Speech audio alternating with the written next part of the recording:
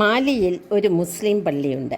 328 അടി നീളവും 331 അടി വീതിയുമുള്ള അത് ഉണ്ടാക്കിയിരിക്കുന്നത് എന്തുകൊണ്ടാണെന്നോ? വെറും കളിമണ്ണുകൊണ്ട്. ലോകത്തിലെ ഏറ്റവും വലിയ കളിമൺ നിർമ്മിതിയാണിത്.